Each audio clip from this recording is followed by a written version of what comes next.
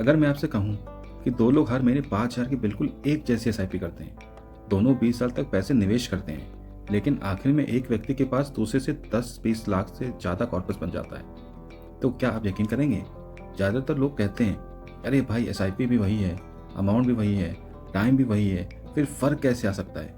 यहीं पर ज़्यादातर लोग गलती कर देते हैं। असल फ़र्क म्यूचुअल फंड नहीं बनाता, फ़र्क आपकी आदतें बनाती हैं। आज मैं आपको 7 ऐसी कॉमन एसआईपी मिस्टेक्स बताने वाला हूँ जो लाखों लोग जाने जाने में कर रहे हैं।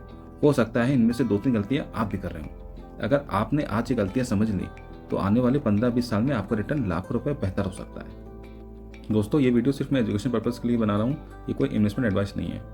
दोस्तों, स्वागत है आपका मेरी वीडियो में। मेरी एक्सपर्टाइज म्यूचुअल फंड और पर्सनल फाइनेंस है। मेरी क्वालिफिकेशन MBA है और मैंने सेबी मैंडेट सर्टिफिकेशन किया है NSM सीरीज 5A। चलिए एक छोटा सा एग्जांपल लेते हैं। मान लीजिए मोहित और अमन दोनों हर महीने 5,000 के एसआईपी शुरू करते हैं। दोनों 20 साल तक निवेश करते हैं। अब सवाल है, क्या दोनों का फाइनल कॉर्पस बिल्कुल बराबर होगा? पहली नज़र में जवाब होगा हाँ, लेकिन वास्तविकता में ऐसा होना जरूरी नहीं है। क्यों? क्योंकि इन्वेस्टमेंट में सिर्फ अमाउंट मायने नहीं रखता, बिहेवियर भी रिटर्न तय करता है। अगर एक इन्वेस्टर मार्केट गिरने पर एसआईपी बंद कर देता है, बार बार फंड बदलता रहता है, स्टेप एसआईपी नहीं करता है, और दूसरा इन्वेस्टर डिसिप्लिन के साथ चलता रहता है, तो दोनों को फाइनल रिटर्न्स में 10 लाख से 20 लाख या उससे ज़्यादा फर्क आ सकता है। यही कारण है कि आज की वीडियो आपके रिटर्न से ज़्यादा आपके बिहेवियर पर फोकस करेगी। सबसे पहले और सबसे कॉमन गलती, मार्केट गिरते ही एसआईपी बंद कर देना। मान लीजिए आपने 5,000 मंथली एसआईपी शुरू कर दी, 6 महीने में आपका कुल 30,000 इन्वेस्ट कर दिया, लेकिन उस समय मार्केट में करेक्शन आ गया। अब आपके पोर्टफोलियो की वैल्यू 27,500 दिखाई दे रही है।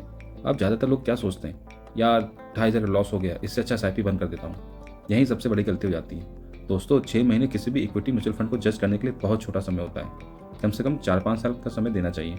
अब एक और बात समझिए, अगर पहले 10 रुपये की NAV पर आपको 100 यूनिट्स मिल रही हैं और मार्केट गिरने के बाद वही NAV 9 या 8 हो गई है, तो उसी एसआईपी अमाउंट में आपको पहले से ज़्यादा यूनिट्स मिलेगी। यही एक्स्ट्रा यूनिट्स भविष्य में मार्केट रिकवर होने पर आपको रिटर्न तेजी से बढ़ाने का काम करती है। याद रखिए, मार्केट की गिरावट लॉन्ग टर्म इन्वेस्टर्स के लिए अक्सर डिस्काउंट सेल की तरह होती है। डरने की नहीं, समझने की चीज़ होती है। अब दूसरी बड़ी गलती, बार बार म्यूचुअल फंड बदलना। मान लीजिए आपके दोस्त का म्यूचुअल फंड पिछले 1 साल से 25% रिटर्न दे गया, जबकि आपका फंड सिर्फ 15% रिटर्न दे पाया। अब आपको लगता है, यार मेरा फंड खराब है, मैं भी वही फंड ले लेता हूँ। यहीं से गलती शुरू होती है। हर बार फंड बदलने का मतलब है आप पहले अपने यूनिट्स रिडीम कर रहे हैं और फिर नया इन्वेस्टमेंट शुरू कर रहे हैं। कुछ मामले में एग्जिट लोड या टैक्स भी लागू हो सकता है। इसलिए शॉर्ट टर्म परफॉर्मेंस देखकर फंड बदलना समझदारी नहीं है। हमेशा अपने फाइनेंशियल गोल, रिस्क प्रोफाइल और लॉन्ग टर्म स्ट्रैटेजी के हिसाब से ही फंड चुनिए। याद रखिए, बेस्ट म्यूचुअल फंड नहीं, आपके गोल के लिए सही म्यूचुअल फंड सबसे ज़्यादा महत्वपूर्ण होता है। अगर मुझे एक गलती चुननी पड़े जो लॉन्ग टर्म वेल्थ पर सबसे बड़ा असर डालता है, तो वो है स्टेप अप एसआईपी नहीं करना। सोचिए, आज आपकी सैलरी 40,000 है, इसलिए आपने 5,000 की एसआईपी शुरू कर दी। 2 साल बाद सैलरी 55,000 हो गई, फिर 70,000, फिर 90,000, लेकिन एसआईपी आज भी 5,000 ही चल रही है। क्या ये स्ट्रैटेजी है? बिल्कुल नहीं। जब इनकम बढ़ रही है तो इन्वेस्टमेंट भी धीरे धीरे बढ़ना चाहिए। इसलिए अधिकांश एमसी स्टेप अप एसआईपी की सुविधा देते हैं। मान लीजिए आपने हर साल सिर्फ 10% स्टेप अप लगाया। अब एक इलस्ट्रेशन देखते हैं। इन्वेस्टर ए 5,000 मंथली एसआईपी, 20 साल, 12% एक्सपेक्टेड रिटर्न, फाइनल कॉर्पस लगभग 46 लाख। और वही दूसरा इन्वेस्टर बी, 5,000 एसआईपी, हर साल 10% स्टेप अप, 20 साल तक, और एक्सपेक्टेड रिटर्न 12% ही, तो फाइनल कॉर्पस लगभग होगा 97 लाख, यानी लगभग 50 लाख का अंतर, सिर्फ इसलिए क्योंकि आपने हर साल एसआईपी थोड़ी थोड़ी बढ़ाई। ये सिर्फ इलस्ट्रेशन है, एक्चुअल रिटर्न्स मार्केट पर निर्भर करेगा। अब चौथी गलती, इमरजेंसी फंड के बिना एसआईपी शुरू करना। मान लीजिए आपकी क्षमता 5,000 की एसआईपी करने की है, लेकिन आपने सोच लिया, नहीं मैं 10,000 की एसआईपी करूंगा। शुरुआत में सब ठीक चलता है, लेकिन अचानक घर में मेडिकल इमरजेंसी आ जाती है, या जॉब चली जाती है, या कोई बड़ा खर्च आ जाता है। अब सबसे पहले क्या होगा? आप एसआईपी बंद कर देंगे या इन्वेस्टमेंट रिडीम करेंगे, यानी जिस गोल के लिए आपने इन्वेस्टमेंट शुरू किया था वो बीच में टूट गया। इसलिए पहले कम से कम 6 महीने खर्च के बराबर इमरजेंसी फंड बनाने की कोशिश करें, उसके बाद आराम से एसआईपी जारी रखें। इन्वेस्टमेंट की असली ताकत लगातार बने रहने में है, बीच में टूट जाने में नहीं। अक्सर आपने सुना होगा, एसआईपी करो और भूल जाओ, लेकिन इसका मतलब यह नहीं कि आपने अपने इन्वेस्टमेंट को सालों तक ही नहीं देखा। रोज पोर्टफोलियो खोलकर देखने की बात भी सही नहीं है, और कभी रिव्यू ही ना करना ये भी सही नहीं। सबसे अच्छा तरीका है, साल में एक बार अपने पोर्टफोलियो का रिव्यू करें। देखिए, क्या आपकी फाइनेंशियल गोल वही है?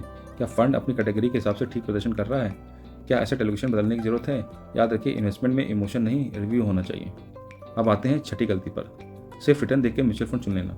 मान लीजिए इस साल किसी स्मॉल कैप फंड ने शानदार रिटर्न दिया, अगले दिन उसी फंड में एसआईपी शुरू कर देते हैं। अगले साल कोई थीमेटिक फंड अच्छा कर देता है तो लोग फिर वहाँ चले जाते हैं। यानी स्ट्रैटेजी नहीं, सिर्फ रिटर्न के पीछे भागना, यही सबसे बड़ी गलती है। याद रखिए, पास रिटर्न कभी भी फ्यूचर रिटर्न की गारंटी नहीं होती। हर कैटेगरी का अपना रिस्क होता है, इसलिए हमेशा अपने गोल, इन्वेस्टमेंट होराइजन और रिस्क प्रोफाइल देकर ही म्यूचुअल फंड चुनिए। स्मार्ट इन्वेस्टर रिटर्न के पीछे नहीं भागता, वो सही स्ट्रैटेजी पर टिके रहता है। आखिरी और सबसे बड़ी गलती, बहुत जल्दी अमीर बनने की उम्मीद। कई लोग सोचते हैं 5,000 की एसआईपी शुरू कर दी, अब 5 साल 10 साल में करोड़पति बन जाऊंगा। लेकिन वेल्थ बनाने का कोई शॉर्टकट नहीं होता। एक इलस्ट्रेशन देखते हैं। 5,000 मंथली एसआईपी, अगर लगभग 12% का एनुअल रिटर्न मिले तो 20 साल में लगभग 46 लाख होगा, 25 लाख में 85 लाख होगा और 30 साल में लगभग 1.5 करोड़ होगा। यानी असली जादू रिटर्न नहीं, टाइम और कंपाउंडिंग करते हैं। इसलिए अगर आप सच में वेल्थ बनाना चाहते हैं तो जल्दबाजी छोड़िए और डिसिप्लिन को अपने सबसे बड़ी आदत बना लीजिए। तो दोस्तों, आज हमने उन 7 कॉमन एसआईपी मिस्टेक्स के बारे में बात की जो देखने में छोटी लगती है लेकिन लॉन्ग टर्म में लाखों रुपए का फर्क पैदा कर सकती है। एक बार इन 7 बातों को याद रखिए। मार्केट गिरने पर एसआईपी बंद मत कीजिए, बार बार म्यूचुअल फंड मत बदलिए, हर साल स्टेप अप एसआईपी जरूर कीजिए, इमरजेंसी फंड बनाकर चलिए, साल में एक बार पोर्टफोलियो रिव्यू जरूर कीजिए, सिर्फ रिटर्न देखकर फंड मत चुनिए और सबसे जरूरी डिसिप्लिन और पेशेंस कभी मत छोड़िए। याद रखिए, एसआईपी आपको रातों रात अमीर नहीं बनाती, लेकिन अगर आप सही आदतों के साथ लगातार जुड़े रहे तो वही एसआईपी आने वाले वर्षों में फाइनेंशियल फ्रीडम की मजबूत नींव बन सकती है। अगर इस वीडियो में आपको एक भी नई बात सीखने को मिली है तो कमेंट में जरूर बताइए इनमें से कौन सी गलती आप कर रहे थे।